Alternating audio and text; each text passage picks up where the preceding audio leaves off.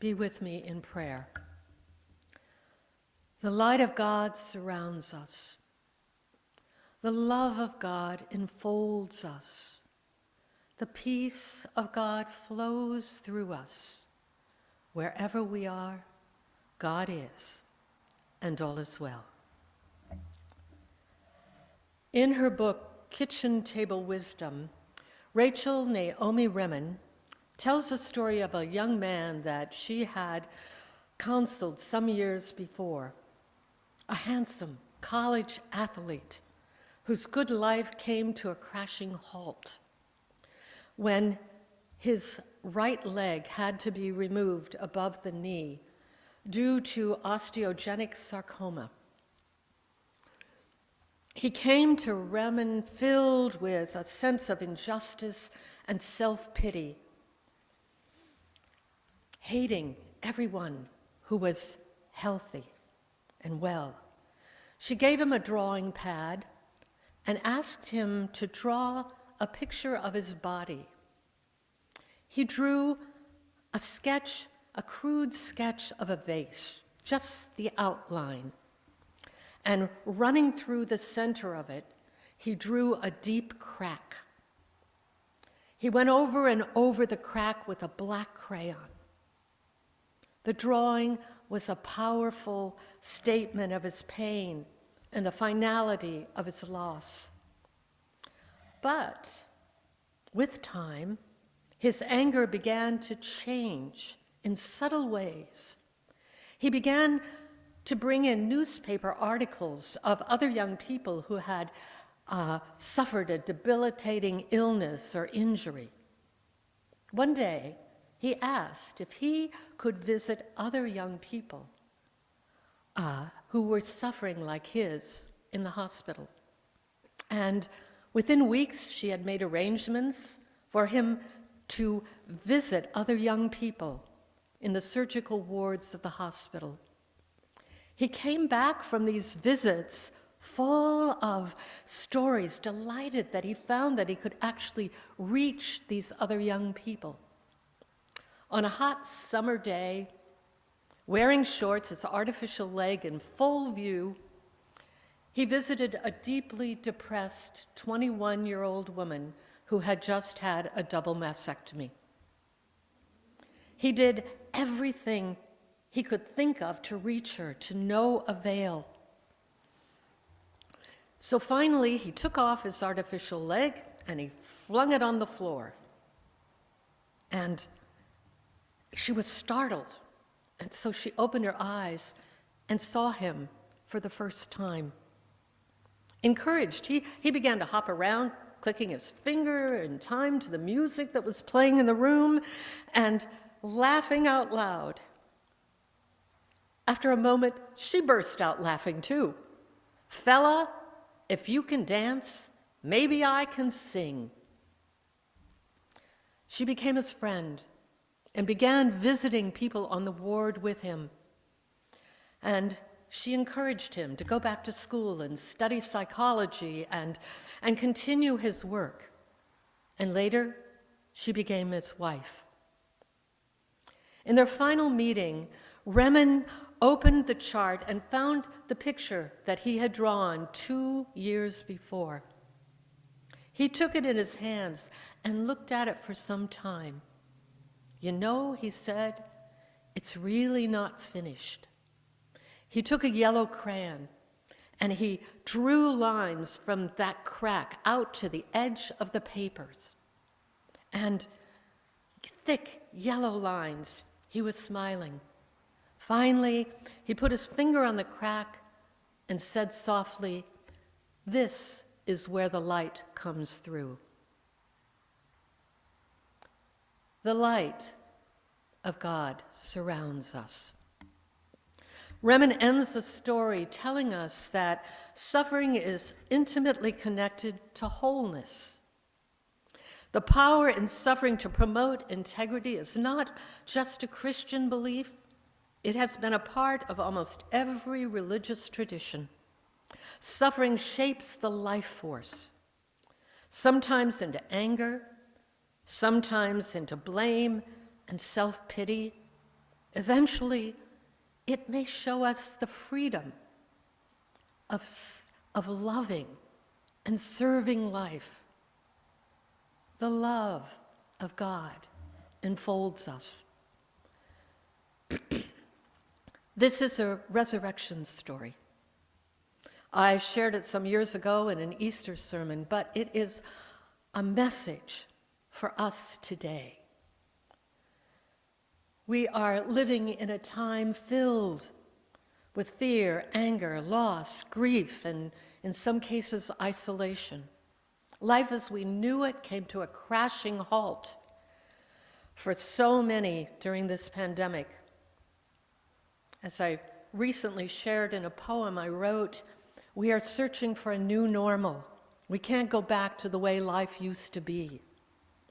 We're looking for that resurrection story where the light comes through. The idea of this sermon began with a tree I saw on my walks in Corrigan Park. You see it up on the screen. Look at it carefully. And then I started noticing other trees. What do they have in common? Anybody have an answer? Oh, sorry, I can't hear you with your mask, but it has new life in it. Yes. They are half dead or dying. Wind, drought, fire, and age have taken their toll, and yet new life is springing forth. Nature can be a metaphor for our lives.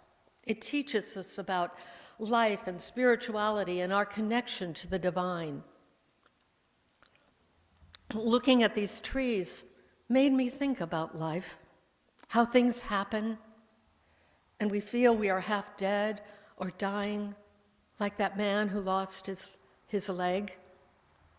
None of us can escape darkness, dark times in our lives. I've often described those highs and lows like the fear and joy we experience riding a roller coaster. Life can be like that. In fact, in Joan's message to me this morning and another one, she said, we're on a roller coaster. Absolutely. Corriganville, whoops, you went too far ahead. Back up one. There we go. Corriganville is surrounded by sandstone rocks and boulders. Looking up at them with the green coming through in really unexpected places reminded me that even in the hard, rocky, difficult times in our lives, the Spirit is there, ready to lead us to new life. But how do we connect to that Spirit? Richard Rohr writes, it is through these losses that we start to let go, peeling off layer upon layer of the superficial parts of our lives to get to the core of our being, where we meet our spirit and deepen our relationship to God. John has something to say about this in his story to us this morning, about the vine and the branches. His community was living in fear, facing persecution. Unlike the three synoptic gospels who tell about Jesus' life and his teachings, John's gospel is John's theology. He didn't know Jesus personally. He had only heard about him from others, and those stories had somehow connected him to God. Jesus didn't go around saying, I am the light of the world, I am the vine, and you are the branches. These are metaphors John used to describe Jesus. In his gospel, John was not an external being up there in the clouds.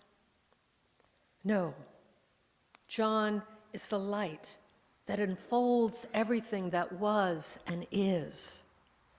Those of us who live in the light Live in the light of God. Jesus, for John, was that Word of God who brought the light into the world. One of the ancient, there you go, analogies by which the prophets referred to the people of Israel was as God's vineyard. In this story, God is the vine grower who grows the plants and waters them. Jesus is that vine, and we are the branches. All three are working together and needed to produce the fruit. I lived in wine country for 7 years, passing by vineyards all the time.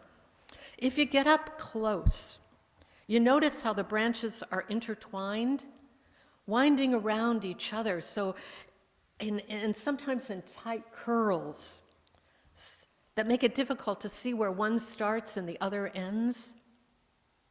That image tells us something about community, about this community.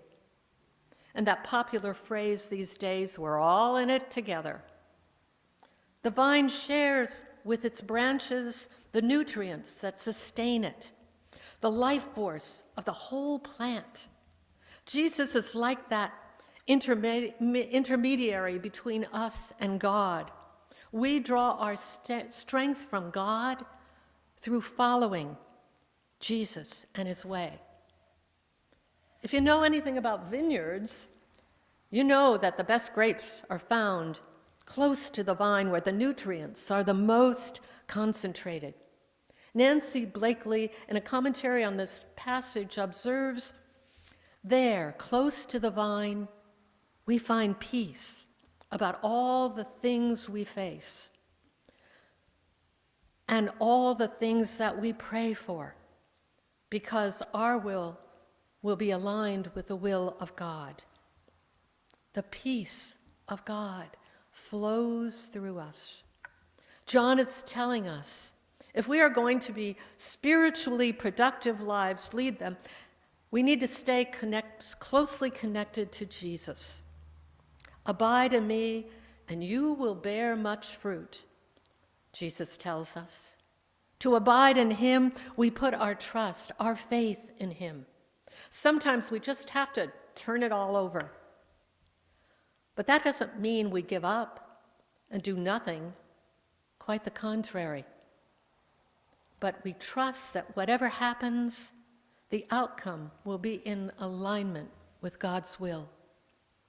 It was during some of the most difficult times in my life, through prayer and meditation and my church, that the Spirit led me in a new direction, to new life, one in which I was more closely aligned with God and God's will for me, when I could cut off the dead branches, the ones that were no longer helpful. The light leads us to love. Jesus tells us, as God has loved me, so I have loved you. Abide in my love. Filled with love, we are at peace. When you are in the midst of dark places, it's often difficult to see the light. But it's there, inside you, and shining on you from all different sources. We have to open our eyes and our hearts to see it. Wherever we are, God is, and all is well. In writing this sermon, I realized that that short prayer that I began with is actually John's theology. This pandemic has left us feeling, or in some cases been, a form of death, both figuratively and literally. Little by little, we are coming back to life. We are coming back into relationship with each other in person. Coming back to school in the classroom, coming back to new careers and jobs, looking at our lives with new eyes. It's happening not only in our personal lives, but in our churches. I was reminded when I wrote this of Phyllis Tickle in her book, The Great Emergence. In it, she uses an analogy of a rummage sale to describe religious change over the years. She says that historically the church cleans house roughly every 500 years, holding what she calls a giant rummage sale. We know about those. Deciding what to dispose of and what to keep, making room for new things. We are in one now. It's been going on for a number of years. It's not something that happens overnight. The pandemic has accelerated the process. We're all questioning, where do we go from here? What does the future hold? Is the church dying or dead? How do we find new life? In John's Gospel, Jesus tells us, "Abide in me, and I will abide in you. Those who abide in me and I in them will bear much fruit." How do we abide in Jesus? I think it begins with prayer, not a shopping list of requests, but prayers for guidance and wisdom. We abide in him when we choose hope over fear, vision over a need to just survive. We abide in Jesus through worship in the sacrament of communion, which we will be celebrating today. We abide in him by studying the scriptures to hear what Jesus has to say about how we are to live our lives. It is there that we discover the joy and the challenges of following in his way. We abide in him by reaching out to a hurting community instead of just focusing inward and taking care of our own. We abide in Jesus by asking ourselves, what is it that our church is called to be and do? And then going out and doing it and watching it bear fruit. The Spirit is alive in our little church here in Simi Valley. There is new life on the horizon. If we recognize the light of God surrounding us and the love of God enfolding us and the peace of God flowing through us, knowing that wherever we are, God is, and all is well. How many of you have walked a labyrinth? Oh, many.